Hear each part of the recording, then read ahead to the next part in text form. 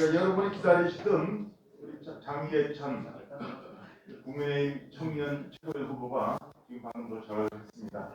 지금 뭐 1시간 반 그런 사정인데 저희 자유한정부로 지난 금요일이니까 거의 뭐 주말 사업에서 이렇게 일정이 잡혔습니다만 저희들 초청에 응해 주시는 데에서 감사의 말씀을 드리면서 우리 장예찬 청년 최고위원 후보를 모신 강연회를 시작하도록 하겠습니다. 먼저 간단한 국민회를 하도록 하겠습니다.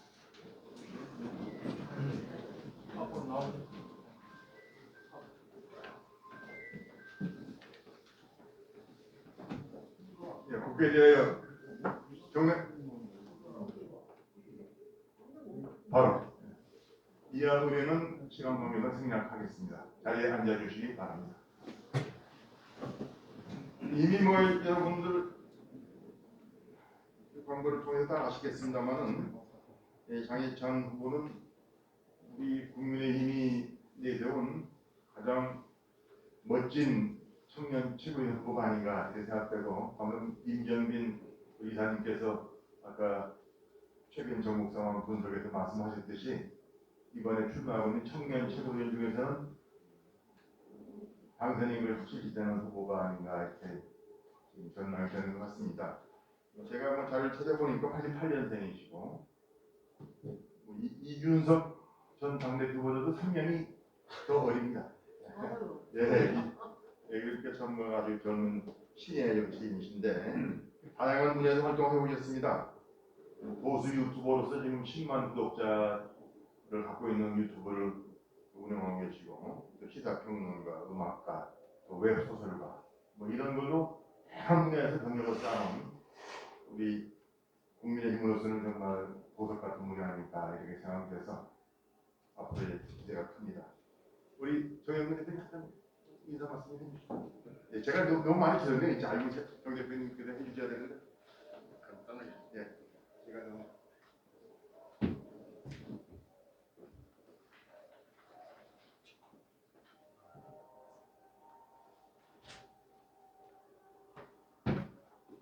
먼저 인사하기 전에 우리 김성동 대표님 나가셨나?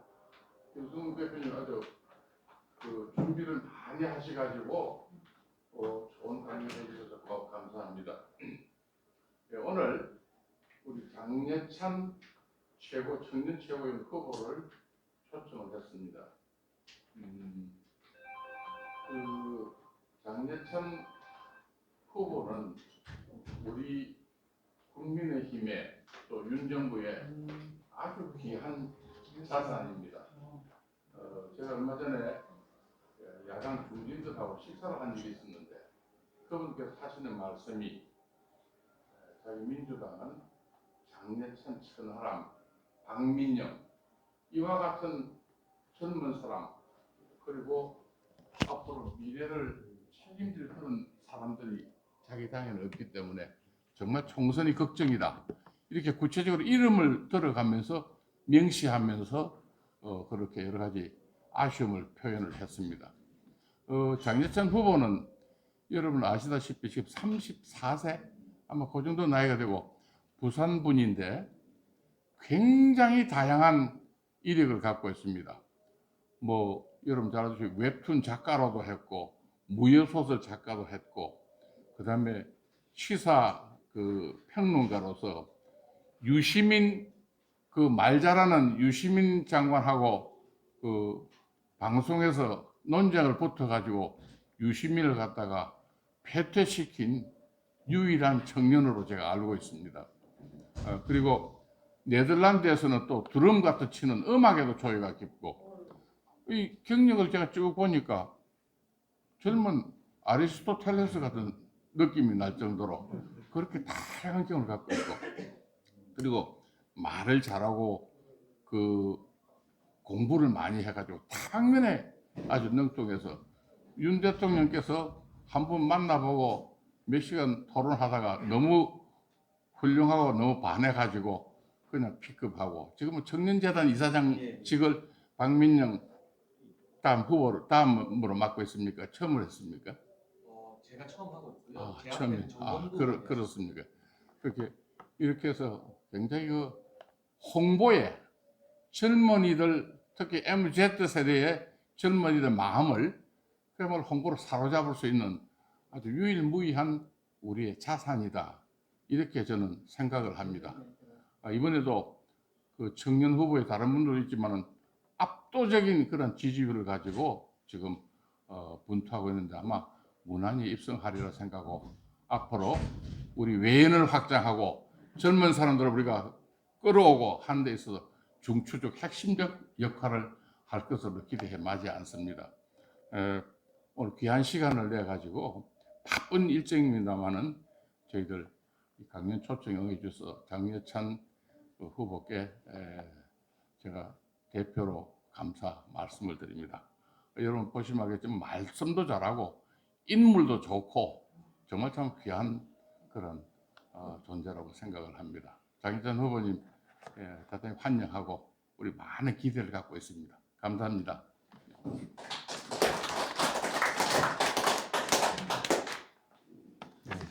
이렇게 그러는데 맞습니까? 네, 맞습니다. 예, 예, 고맙습니다. 이 장혜찬 후보를 앞으로 모시겠습니다. 이런 박수를 한번 좀. 예, 여기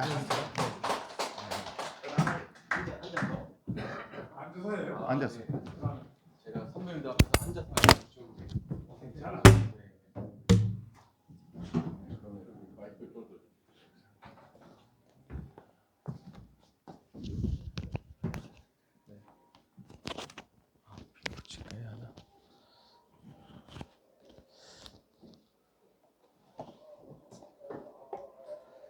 네, 안녕하세요. 장예찬입니다. 제가 방금 전 저희 후보자 생방송 토론도 마치고 왔는데 사실 생방 토론이나 TV 출연해서 뭐 민주당 싸우는 것보다 저희 당의 원로 선배님들 앞에서 인사드린다고 생각하니까 좀 떨리는 것 같습니다. 네, 그래서 평소보다 말을 잘 못하더라도 해량하여 주시길 부탁드린다라는 인사 말씀 먼저 드리고 싶고요.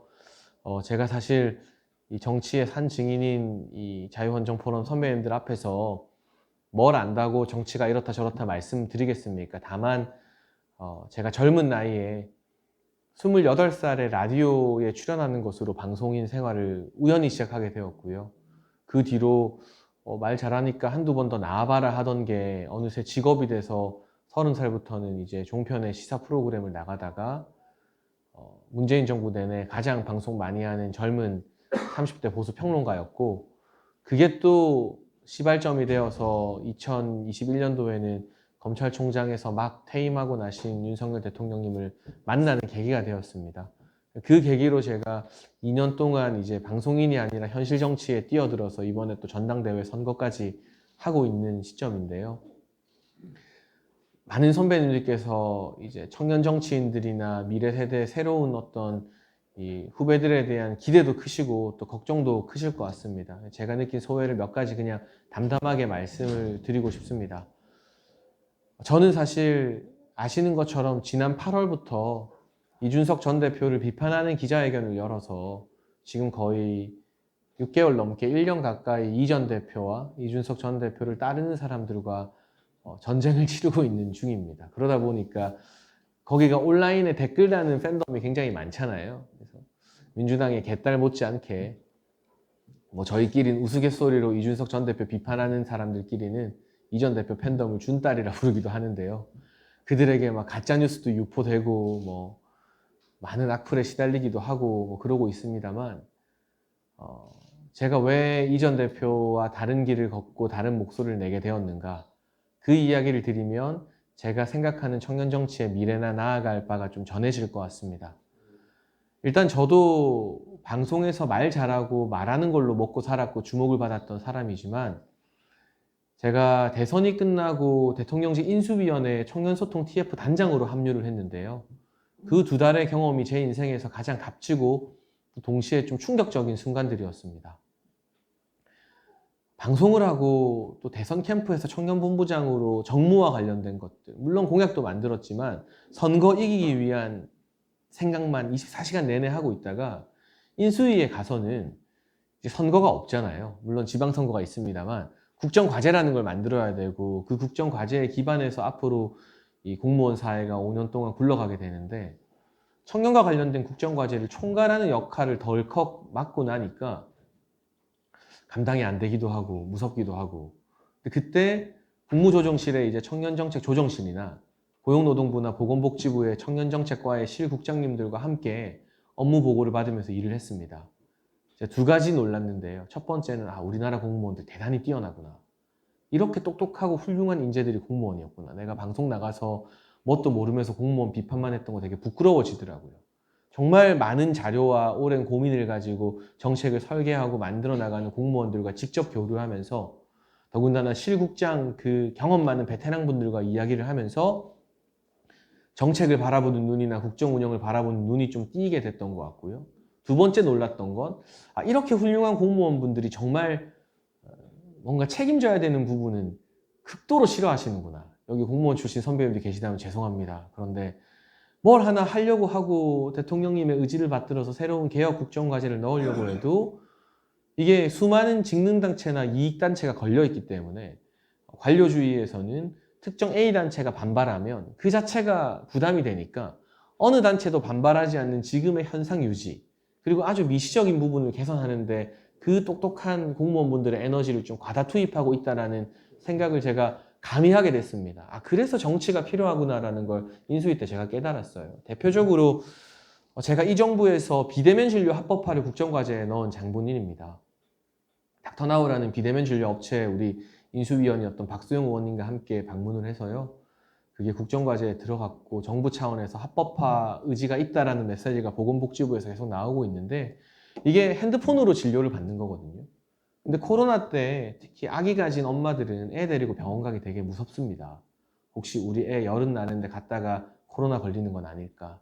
또 산간 도서 지역의 어르신분들, 장애가 있으신 분들, 평범한 혈압약, 당뇨약, 만성적으로 먹는 약 타러 가야 되는데 한번 병원 갈 때마다 일이고요.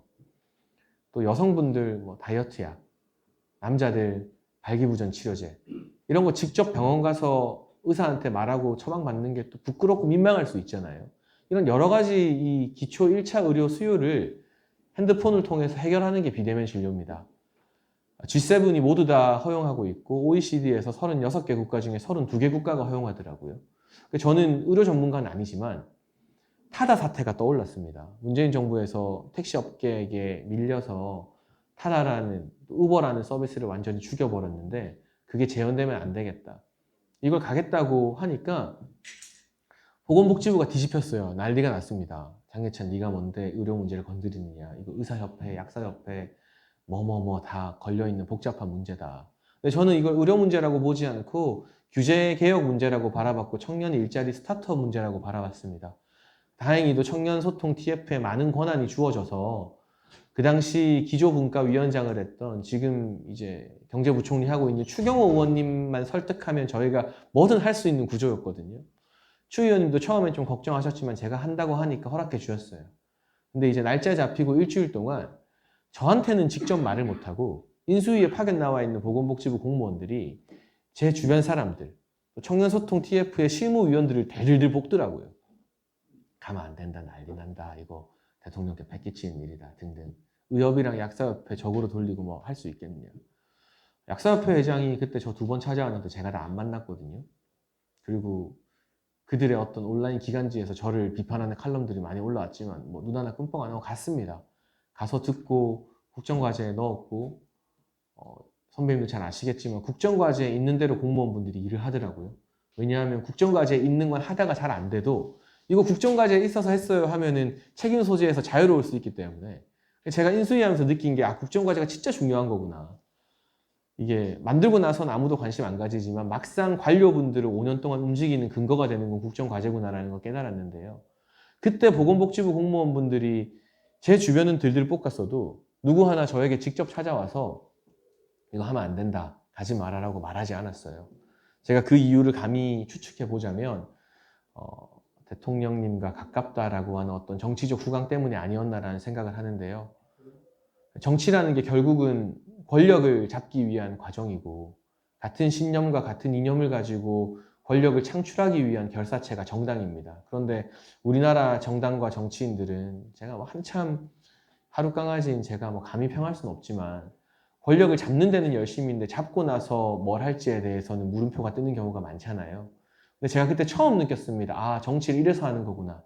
권력을 이래서 잡아야 되는 거구나. 아주 작지만 인수위에 TF 단장이라는 권력이 있으니까 공무원들의 반대를 무릅쓰고 이거 내가 책임지겠다. 비대면 진료 규제 개혁했을 때 문제 일어나면 다 장례찬 탓이라고 해라라고 했을 때 높으신 관료들이 아무 말 못하고 마지못해 따라오고 이게 국정과제에 들어가는 거 보면서 저는 나중이라도 비대면 진료가 합법화가 되면 G7이나 OECD 32개 국가가 하는 걸 우리도 뒤늦게 하게 됐는데 거기에 장례찬이라는 사람이 인수위에서 약간의 기여를 했다가 역사에 남게 되잖아요.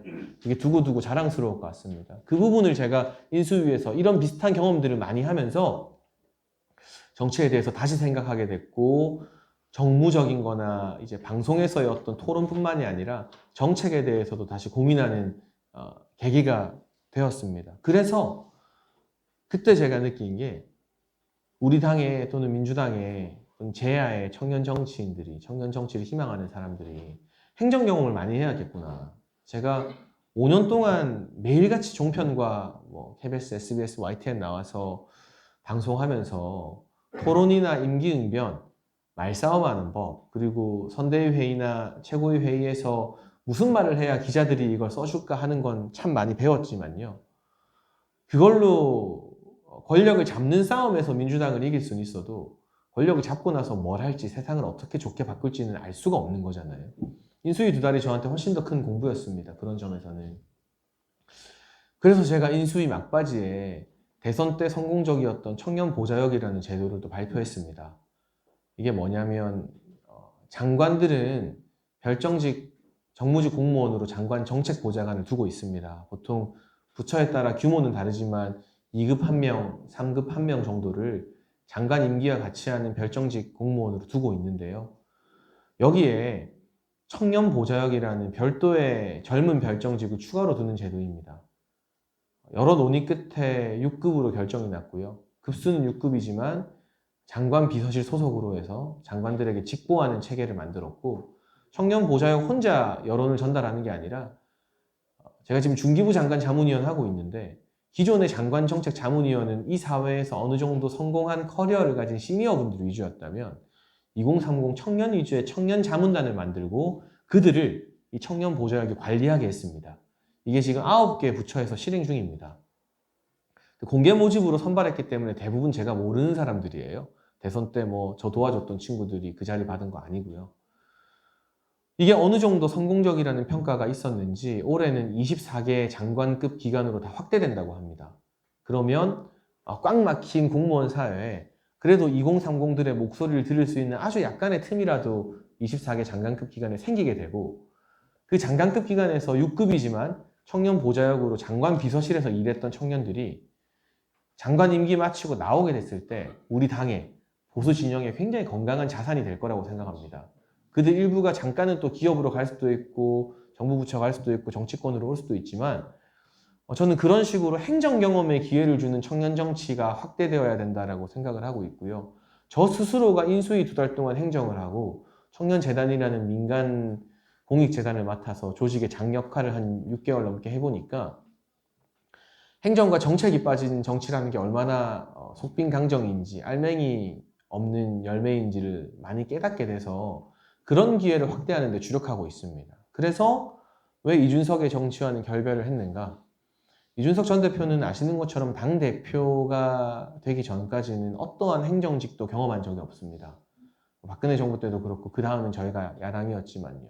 당대표라는 자리도 참 논란이 많게 수행을 했습니다. 그게 뭐 잘했고 못했고 지금 정치적 시시비비를 따지는 것이 아니라 대표가 되자마자 대선을 치러야 했기 때문에 당의 행정을 책임지거나 행정적인 부분을 집행하는 역할을 하지 못했죠. 정무에 치우쳐 있었죠. 제가 최근에 어떤 인터뷰에서 말을 했는데 우리 새가 좌우의 날개로 난다라는 표현을 쓰면서 좌파와 우파, 보수와 진보가 균형이 되어야 된다는 말 많이 하지 않습니까? 마찬가지로 정치는 정책과 정무라는 좌우의 날개로 나는데 이준석식 청년 정치는 정무라는 한쪽 날개만 좀 지나치게 비대해진 그러다 보니까 정책이라는 날개가 없는 좀 기형적인 새 같다는 생각을 하게 됐습니다. 단순히 뭐 내부 총질을 했다, 대통령님을 말로 공격했다라는 차원에서 제가 그와 각을 세우고 결별한 것이 아니라요.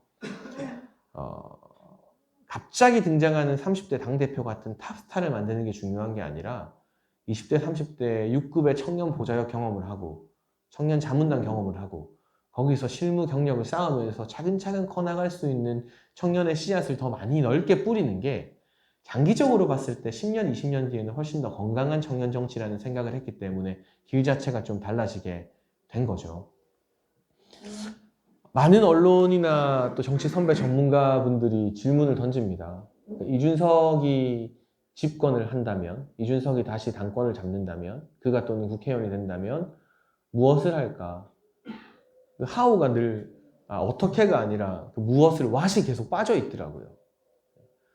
이런 선거 이벤트로, 이런 참신한 뭔가로, 뭐 SNS를 통한 여론전으로, 뭐 열차를 빌려서 하는 참신한 홍보 이벤트로 권력을 잡고 지지율을 끌어올리는 것까지는 알겠는데 그 다음에 국민들의 먹고 사는 문제라던가 동년배 청년들의 어떤 피부에 와닿는 민생 문제와 관련해서 대체 너는 그 권력으로 뭘 하고 싶니라는 질문을 던졌을 때 답이 돌아오지 않아요. 제가 아직도 그 질문을 계속 하고 있는데 이준석 대표를 포함한 그 이준석 키즈들에게 한 번도 제대로 된 답을 들어본 적이 없어요. 그 부분이 저는 너무나 기괴하다고 느꼈고 지난 여름에 결별하지 않으면 이 국민의힘과 보수진영의 청년정치 전체가 이준석이라는 이름에 다 묻혀버리게 될까봐 주류 정치권의 시각으로 봤을 때는 친윤이라고 분류되는 제가 기득권일지 모르겠습니다만 청년정치의 그림에서 봤을 때는 이준석은 절대적 기득권이고 강자고 제가 그냥 계란으로 파헤치는 격이거든요. 근데 그걸 해야만 국민의힘과 보수진영에도 정책이나 행정을 신경 쓰는 청년정치의 새로운 모델이 있다는 걸 알릴 수 있을 것 같아서 그 싸움을 지금도 계속하는 것이고요. 다만 제가 이렇게 정책의 중요성, 제가 인수위에서 겪은 행정 경험 이런 부분을 청년 보좌역을 비롯한 윤석열 정부에서 확대시키는 게 중요하다는 이야기는 아무리 많이 해도 인터뷰 기사에 그냥 작은 박스로만 다뤄지고 헤드라인은 되게 자극적인 뭐 이준석과의 경쟁이다 싸움이다 이런 걸로만 가다 보니까 저도 좀 억울한 측면이 없지 않아 있는데 이런 기회가 있을 때 왜 이준석과 싸우는가? 이준석과 장례찬의 싸움이 중요한 게 아니라 제가 생각하는 청년정치의 건강한 모델은 무엇인가에 대한 설득을 해나가고 있는 것 같습니다. 정책의 부재, 행정의 부재 이야기를 많이 드렸는데요. 또 한 가지는 약자를 향한 시선의 부재, 동년배의 약자들 돌아보지 않는 것. 이 부분이 제가 생각하는 이준석 씨 청년정치의 또 가장 큰 두 번째 문제점입니다. 저는 김종인 전 비대위원장에 대해서 다른 건 다 몰라도 약자와의 동행이라는 키워드를 보수정당에 남긴 건 대단한 성과다라고 인정을 하는 편입니다. 그게 윤석열 정부에도 계속 이어지고 있고 대선 과정에서 김종인 전 위원장이 나간 다음에도 약자와의 동행위원회는 계속 남아 있었습니다. 공식적인 기구로서요. 그런데 우리가 청년이라는 이유로, 젊다는 이유로 본인이 가진 능력보다 조금 더 주목받는 게 있거든요. 저도 문재인 정부 내내 30대 청년 보수 평론가였기 때문에 제가 가진 실력에 비해서 커리어에 비해서 더 주목받고 더 조명받은 게 분명히 있습니다. 그럼 우리가 좋든 싫든 원했든 원하지 않든 청년이라는 타이틀 덕분에 어드밴티지를 얻은 거잖아요. 지난 전당대회에서의 이준석 돌풍도 젊었으니까 일어난 거지 이준석이 50대나 60대 영선이었으면 그런 조명이 일어났을까요? 그렇지 않고요. 이준석을 따르는 많은 청년 정치인들도 젊으니까 젊은 사람이 소신을 가진다 뭐 이런 야마로 언론의 주목을 더 받죠. 그렇다면 우리가 청년 정치인이라는 시기를 지나가는 동안은 동세대 청년들에게 우리가 청년이라서 받은 관심을 나눠줄 의무와 책임이 있다는 생각이 좀 많이 들었습니다. 이건 역시도 제가 인수위에서 고립운둔 청년 정책을 발표하면서 깨달은 건데요. 제가 인수위 단장이 되고 나서 처음 기자회견에서 발표한 게 고립운둔 청년 정책이었어요. 고립운둔 청년이 뭐냐? 은둔형 외톨이 말하는 겁니다. 일본어로 하면 히키코모리라고 하죠. 이게 일본에서는 굉장한 사회 문제로 이미 대두가 되어 있는데 우리나라에서는 놀랍게도 제가 인수위에서 이 대책을 발표하기 전까지는 중앙정부에서 공식적으로 단 한 번도 고립운둔 청년, 은둔형 외톨이에 대해서 대책을 발표한 적이 없었다고 해요. 서울시나 광주시의 지자체 조례 정도가 다였고. 저도 몰랐는데 엄격결에 중앙정부 역사상 최초로 고립운동 청년 정책을 발표한 사람이 되어버린 거예요. 근데 이게 저한테 훈장이자 이 발목을 탁 잡아채는 고리가 되었는데요. 그때 제가 그냥 탁상에서 그 정책을 보고 발표한 게 아니라 성북구에 있는 고립 청년들이 모여 사는 재활센터에 직접 방문했습니다. 국무조정실 공무원들 데리고. 근데 거기에 이제 대표가 유승규라는 청년인데 5년 동안 방 밖으로 한 발자국도 안 나왔던 고립 청년 출신이에요. 그들이 자기들끼리 모여서 재활을 하고 있는 거예요. 서울시의 조만한 지원을 받아가면서. 근데 그 사람이 자기가 5년 동안 자취했던 방을 보여주는데 컴퓨터 책상과 침대 매트리스를 제외하고 모든 공간이 쓰레기로 다 가득 차 있더라고요. 이건 경제적인 문제가 아니에요. 오히려 부모가 어느 정도 살아야 고립이 됩니다. 부모의 경제적 지원이 없으면 고립해가지고 어떻게 배달 음식을 시켜 먹어요? 근데 이게 중산층 가정의 노후를 파괴하고, 아니 그렇지 않아요. 애가 취직도 안 하고 결혼도 안 하고 방에 박혀서 아무것도 나오지도 않고 소통도 안 하고 배달 음식은 죽으면 안 되니까 배달 음식은 넣어줘야 되는데 그 부모가 은퇴하고 나서 정상적인 삶을 살 수 있겠어요? 노후자금 다 들어가고 빈곤 가정이 되고 완전 위기 가정이 되는 거죠. 보건사회연구원 조사 결과 지금 우리나라에 50만 명이 있대요. 계속 늘어나는 추세고요. 저희가 이번에 저희 청년재단 예산을 써서 고립운둔 청년 한 명이 사회적으로 어떤 비용을 만들어내게 되는지 또 조사할 건데요. 이 실태를 보고 나서 제가 이걸 1호 공약으로 발표하고 인수위에서 지금도 계속 다음 주에는 법안 발의를 합니다. 윤창현 의원이랑 같이. 이 문제를 신경 쓰고 있는데 그때 이런 생각이 들더라고요. 우리 당의 청년 정치인들은 놀라울 정도로 이런 문제에 관심이 없구나. 저 잘났다는 이야기가 아니라 저는 인수위 직함을 받았으니까 당연히 뭐라도 해야 되니까 이걸 들여다본 거지만 이 당에 이준석도 있었고 이준석을 따르는 사람들이 많이 당에서 비대위원도 하고 했는데 대체 뭐 했지? 고립운둔 청년뿐만이 아니라요. 지난해 8월에는 광주에서 2주 사이에 2명의 청년이 자살했습니다. 자립준비 청년 2명이 자살했어요. 자립준비 청년을 옛날에는 보호종료 아동이라고 불렀습니다. 보육원에서 막 나온 친구들이에요. 만 24세까지 정부가 주거 지원과 약간의 용돈을 줍니다. 한 달에 50만 원 정도. 근데 그것도 참 탁상 행정인 게 얘네가 알바해서 돈 벌면 그 50만 원 지원을 끊어버려요. 알바를 하면서 사회화가 돼야 되는데 50만 원 끊기니까 누가 알바를 하겠어요. 우리나라 정책 참 이상한 거 많아요. 근데 8월에 2명이 광주에서 연달아 자살을 하고 사회적 문제가 돼서 조중동 일면에 다 실리고 우리 윤석열 대통령께서도 자립준비 청년 관련된 메시지를 연일 내고 직접 만나기도 하시고 온 사회적 관심 주제였어요. 그런데 국민의힘과 민주당에서 이름 좀 있는 방송 나오고 SNS 하면 기사 나는 청년 정치인 누구도 그 흔한 추모 메시지 하나를 안 남기더라고요. 페이스북에. 그때 제가 좀 충격을 먹었습니다. 이래서 청년 정치가 망하는 거구나. 물론 저도 알고 있죠. 기사 나오고 방송 나가고 유명해지려면 저도 이준석 욕하는 게 제일 빠른 길이고요. 그걸로 유명해졌고 이준석이나 그를 따르는 청년들도 우리 대통령한테 쓴소리하는 게 제일 빠른 길이에요. 그럼 기사 많이 나오고 방송에서 불러주고 화제됩니다. 자립준비 청년이나 고립운둔 청년 정책 이야기 아무리 해봤자 관심도 못 받고 방송 나갈 일도 없어요. 알아주는 사람도 없고 당장 페이스북 좋아요도 뚝 떨어집니다. 제 페이스북만 봐도. 그래도 우리가 청년이라서 주목받은 청년 정치인이라면 누군가는 약자와의 동행, 동세대 안에서 약자들을 챙겨야 하는 의무가 있는 거 아닌가라는 생각을 제가 많이 하고 있고요. 앞서 말씀드린 정책과 행정 경험이 부재한 것과 마찬가지로 청년 세대 안에서 약자를 돌아보지 않기 때문에 이준석 씨 청년 정치가 이 보수 진영의 주류나 미래가 되어서는 안 되겠다라는 판단을 제가 감히 하게 된 겁니다. 이따가 이제 4시 반에 천하람 후보 오죠. 당대표 보고 주목을 많이 받는데 저랑도 잘 아는 사이고 방송에서 자주 보고 했죠. 지금은 가는 길이 달라요. 근데 천하람 후보 쓴소리를 하겠다. 당내 민주주의를 건강하게 만들겠다. 동의 못해도 일견 고개를 끄덕일 수 있습니다만 청년이라서 주목받은 청년 정치인인데 지금 천하람 후보가 주목받는 것도 30대인데 당대표 후보 나와서 이준석과 마찬가지로 남들보다 더 어드밴티지를 누리고 있는 거 아닙니까? 그런데 한번 물어보십시오. 약자를 위한, 청년을 위한 정책 이제까지 내놓은 거 하나라도 있냐고. 하나도 없을 겁니다. 그리고 많은 청년 정치인들이 어떤 고질병을 가지고 있냐면 조금만 유명해지면 청년이라는 타이틀을 다 떼려고 해요. 청년 정치라는 게 마이너리그 같고 2부 리그 같으니까 이제 나한테 청년이라는 말 붙이지 마라. 나 이제 청년이 아니다. 일반 기성들과 경쟁하는 기성 정치인이다. 그 패기는 제가 높게 삽니다만 청년이라서 주목받았으면 동세대 청년들을 위한 정책 몇 개 정도는 제대로 내놓고 1부 리그로 올라가야죠. 그 밥값을 안 하고 그냥 승격하겠다는 게 전 너무나 염치 없는 생각처럼 느껴집니다. 그 부분을 제가 계속 비판하는 것이고요. 거기에 대해서는 이준석 전 대표나 전하람 후보나 다르지 않다고 생각을 합니다.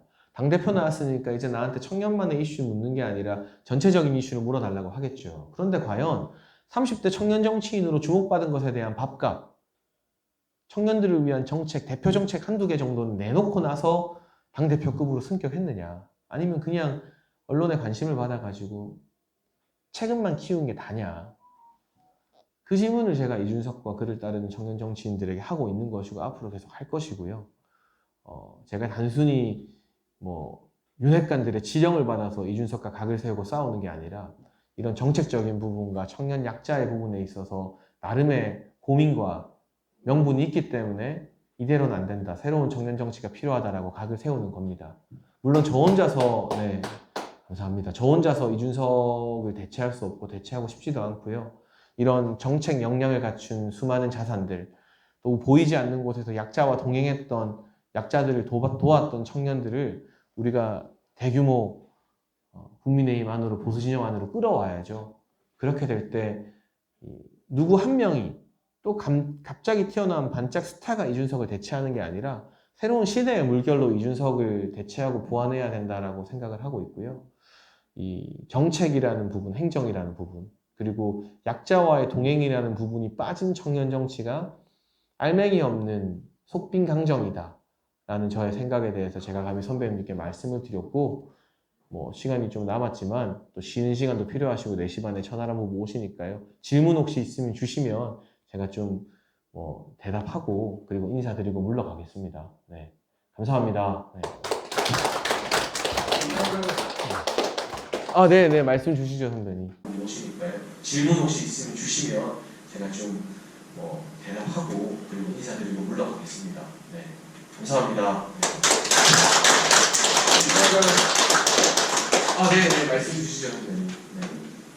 지금 앉아서 듣기에 참 부러울 정도로 저희들이 한탄한 도 없습니다만 직접 우리 장 선생께서 지금 자기가 꺼려하는 그런 부분에서 국민의힘에 한번 이야기하고 충고하신 적 있습니까?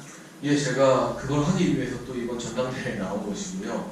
다만 제가 당직을 맡기 전에 인수위 직함을 맡았었고 청년재단 이사장을 하다 보니까 제가 담당하는 재단의 업무 부분에서 이번 지난주에는 이제 의사협회 법률구조공단이랑 같이 자립준비 청년 지원하는 체계를 만들고 나름의 노력을 했습니다만 당 차원에서 이런 노력을 더 해야겠다라고 싶어서 좀 지도부가 되려고 나와 있습니다. 선거를 하는 중입니다.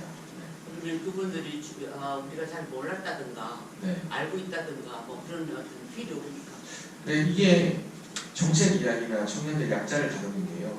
언론에서 세게 다뤄줄 만한 인기 있는 이슈가 아니라서 누군가 사명감을 가지고 계속 지도부에서 드라이브를 걸지 않으면 기존의 중진 의원님들은 이 부분에 대해서 깊이 있는 관심을 보이는 좀 한계가 있는 것 같아요. 그래서 이 부분에 사명감을 가진 사람이 계속 당대표나 원내대표를 들들 옆에서 꼬꾸면서 귀찮게 만들어야지. 이거 해야 된다. 그 역할을 제가 좀 하려고 합니다. 네. 그런 그 자원들을 좀 많이 포섭을 해서 네. 붙여주십시오. 네, 더 노력하겠습니다. 내가 네. 우리 변정일 공동대표님이세요. 네. 나는 제주도 출신입니다. 네. 오늘 왜 최고위원 후보로 청년 최고위원으로 네. 장해찬이가 네. 당선되어야 하는가 하는 것을 확실하게 인식시켜줘서 대단히 감사합니다. 저는 한 가지 궁금한 게 있는데요. 네. 이렇게 사회적인 약자 중에는 생각의 약자도 약자에 들어간다고 봅니다. 뭐 대표적인 예로 만약 예를 들자면 적절한지 모르겠습니다만은 대깨문이라든지 뭐또 개딸 이런 류의 사람들 청년층에도 그런 사람들이 많지 않습니까? 이런 사람들 역시 약자 청년이라고 봐요. 육체적으로는 강한 사람이지만 정신적으로는 약한 사람이에요. 그런 면에서 그런 생각, 그런 사람들을 구제한다는 그런 생각, 또 이 약자 동행 하나의 행보가 되리라고 생각을 하는데, 그 오늘 이제 청년 중에서 장해찬 후보가 두 번째로 나왔습니다. 첫 번째로 나왔던 사람이 저 관악구에서 구의원에 당선된 최인호 최인호. 그 선거 저랑 같이 했었어요. 최인호 만나보셨습니까? 대선 때 저랑 같이 했습니다. 예. 최인호가 바로 그 정신적인 약자, 사상적인 약자를 치유하는 최일선에 나선 사람이 아닐까 싶어요. 그런 의미에서 앞으로 제가 이제 장해찬 후보한테 권고 드리는 질문이 아니라 만나보셨다니까 앞으로 좀 최인호 같은 사람과 자주 좀 접촉을 하시고 또 그러한 생각을 가지고 있는 사람들을 앞으로 기회가 된다면 많이 양성해 주시기를 부탁합니다. 지난 대선 때 최인호 의원을 비롯한 일부 그 같이 활동하는 청년들이 우리 대통령님에 대해서 반대하는 시위를 단사하면서 있었어요. 근데 제가 그 친구들을 일주일 쫓아다니면서 일단 대화해봐라. 대화해보면 통할 거다라고 해서 저희 대통령님과 최인호 그 친구들의 대화 자리를 제가 주선해서 1시간 반 동안 간담회를 하고 그 친구들을 제가 본부장이었던 청년본부 산하에 양성평등위원회로 포섭을 해왔어요. 그 경력으로 이번에 시의원, 구의원에 출마해서 당선됐어가지고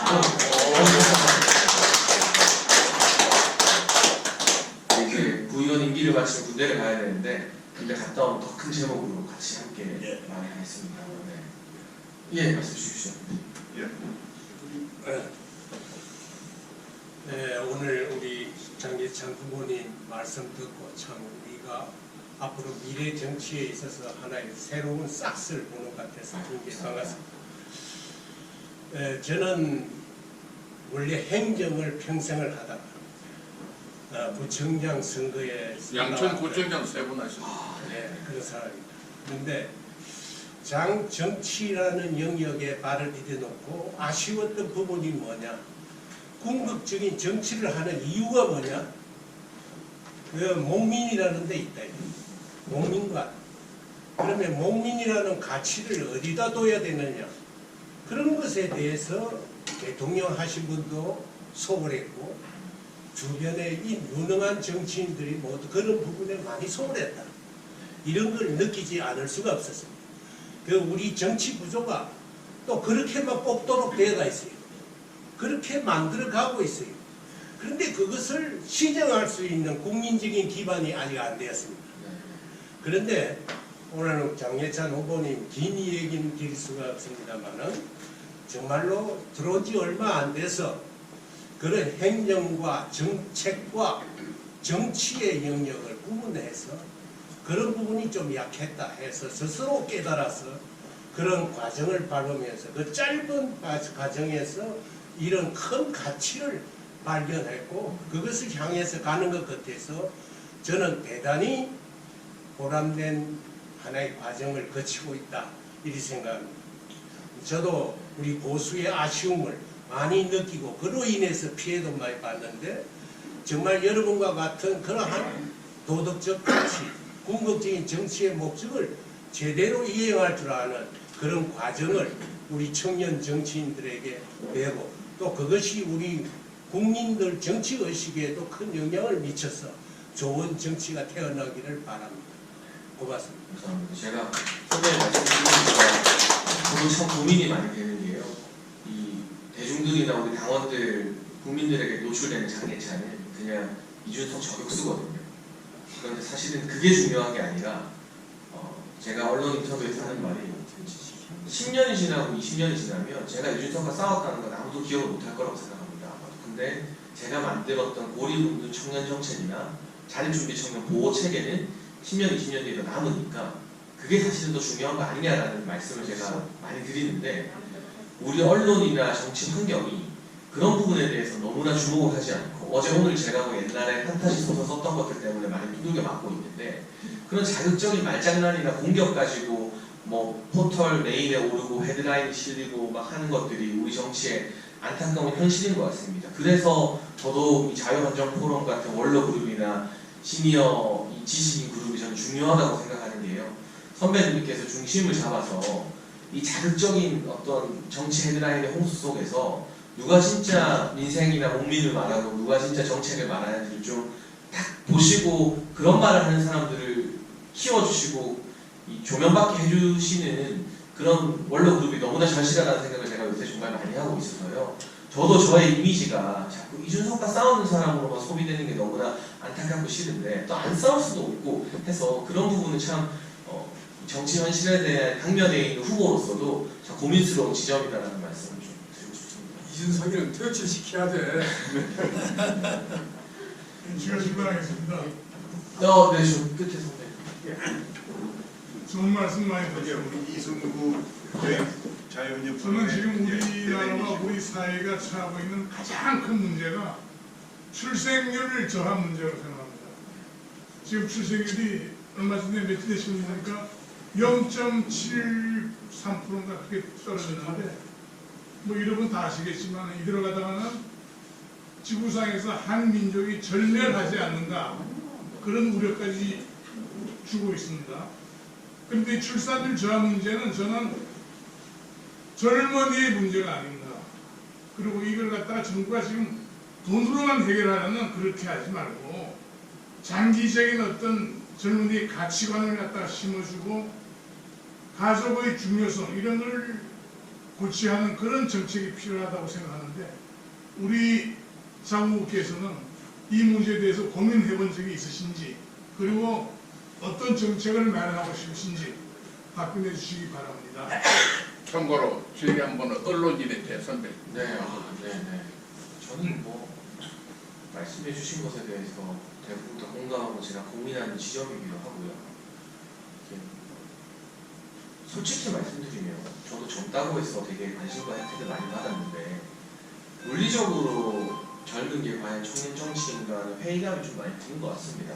우리가 청년 정치라고 하면서 청년 정치인들끼리 기성 정치를 그대로 답습해서 서로 자극적으로 때리고 비아냥거리고 그런 걸로 유명해지기만 하는 것이 과연 무슨 가치와 효용이 있는가에 대한 반성을 저 스스로도 하고 이건 아닌데 싶은 고민을 또 하기도 하고요. 그래서 제가 계속 강조해갖고 지금 선배님들 질문이나 다른 데 말씀드렸던 것처럼 당장 누가 알아주지 않아도 그게 청년 세대 약자를 위한 정책이든 또는 우리 미래 발전 동력을 위한 정책이든 정책에 대한 고민과 메시지를 더 많이 남겨야 되는데 이게 현실적으로 언론이나 정치권에서 그런 이야기하는 사람한테 관심을 별로 안 기울여주다 보니까 처음에는 그런 시도를 몇 번 하다가도 대부분의 청년 정치인들이 이거 아닌가 싶어서 자극적인 거에 또 길들여지게 되고 그 방향으로 틀게 되거든요. 그래서 제가 아까도 뭐 부탁의 말씀을 드렸지만 여기 계신 원로 선배님들이나 시니어 그룹, 인텔리 그룹에서 언론이 조명해 주지 않을 때 정치적 관심을 못 받을 때에도 불구하고 정책 이야기를 하고 이 자기만의 정책 아젠다를 개발하는 청년들을 자주 불러서 밥도 사주시고 힘도 실어주시고 정치적으로 또 밀어주시고 하는 그런 작용이 있어야만 그 친구들이나 정책 이야기를 안 놓으려는 저 같은 사람을 포기하지 않고 지치지 않고 그래도 그 이야기를 계속 할 수 있다. 또 언론인 선배님이라는 말씀을 해주셨으니까 하는 말인데 우리 언론이 너무 단편적이고 지역적인 것 같아요. 제가 현장의 정치부 기자를 만나보면 물론 참 열심히 하는 젊은 기자들이 많습니다만 어떤 사안에 대해서 이야기를 하는데 그냥 헤드라인 한 줄 뽑기 위한 취재만 하고 깊이 있는 내용에 대해서 알려고도 하지 않고 그냥 귀찮아하는 모습들을 제가 현장에서 너무 많이 겪으면서 그렇다고 갑자기 뭐 우리가 언론을 바꿀 수 있는 건 아니지만 말씀하신 그 정책에 대한 고민과 이 발굴을 하는 청년들을 언론이 안 키워주면 이 정치권도 선배님들이 발굴해서 키워주고 밀어줘야 된다. 대표적인 예가 저는 민주당 청년 정치인이지만 이동학이라는 인물이 있는데 지명직 청년 최고위원을 했던 2년 동안 세계 여행 갔다 와서 쓰레기층이라는 책을 썼어요. 지구에 범람하는 쓰레기 문제에 천착하고 있는 건데 적어도 이동학이라는 청년은 쓰레기 문제에 있어서만큼은 둘째가름으로 서러운 사람이 됐지만 그가 쓰레기 문제 이야기할 때는 기사가 별로 안 나와요. 활동을 되게 많이 열심히 합니다. 근데 만약 이동학이 이재명 비판하면 기사 엄청 나겠죠. 이 구조적 문제 아래에서 뭐 남의 당 정치인이 합니다만 이동학 같은 청년 정치인들을 격려해주고 끌어주는 게 이 선배님들과 언론의 절실한 역할이다.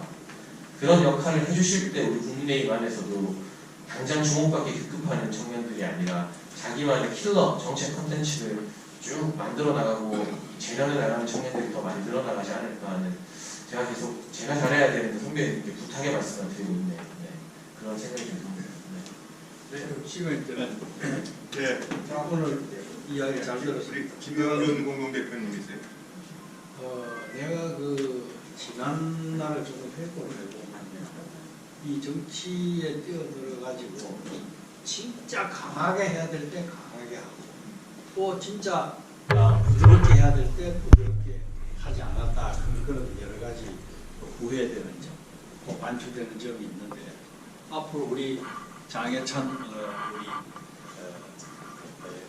청년 최고위원 후보께서 어떤 스타덤에 올라서게 되면 이 국민의힘 이 당이 웰빙 정당이 되어가지고 어려운 거는 피하고 쉬운 것만 택해서 나간다 하는 그런 인상을 아직도 가지고 있어요. 국민은. 그래서 어려움과 고통스럽고 국가적으로 꼭 필요한 일에 대해서는 몸을 던져서 일하는 그런 일꾼들을 많이 길러내는데 같이 노력을 해주시기 바랍니다. 이게 참 공감되는 말씀이요. 제가 최전방 공격수라는 타이틀을 쓰지만 앞에 나가서 싸우다 보면 상처가 많이 생기잖아요. 흠집도 나고. 근데 이게 선배님들 때도 그러셨는지 제가 여쭤보고 싶지만 보수 진영이라는 게 싸우다가 상처난 사람, 흠집 난 사람을 치료해주고 독려해주는 게 아니라 쟤는 상처가 많아서 안 돼, 흠집이 나서 안 돼, 이렇게 바라보는 시선들이 좀 있더라고요. 그러면 누가 앞장서서 싸우려고 하게 된다라는 생각이 들어서 말씀처럼 앞서서 싸우는 정치인들을 많이 발굴해야 되지만 싸우다 보면 100% 상처도 생기고 흉터도 남는데 그걸 흠으로 여기지 않고 좀 훈장으로 인정해주는 문화도 보수 진영에 좀 많이 필요한 것 같다는 생각을 제가 싸우면서 참 많이 하고 있습니다. 여기까지 할까요? 네. 다른 질문 있으시죠? 네. 지금처럼 앞서서 싸우는 정치인들을 많이 발굴해야 되지만 싸우다 보면 100% 상처도 생기고 이 흉터도 남는데 그걸 흠으로 여기지 않고 좀 훈장으로 인정해주는 문화도 보수 진영에 좀 많이 필요한 것 같다는 생각을 제가 싸우면서 참 많이 하고 있습니다. 뭐 여기까지 할까요? 그러면 시간? 네. 다음 분 또 오시니까. 시간 있으시죠? 네. 오늘 정말 바쁘신 시간인데 귀한 시간 내서 또 좋은 말씀 들려주신 장해찬 국민의힘 청년 최고위원 후보에게 여러분 한번 장래를 우리 기대하는 의미에서 큰 경의 박수 한번 해주세요. 감사합니다.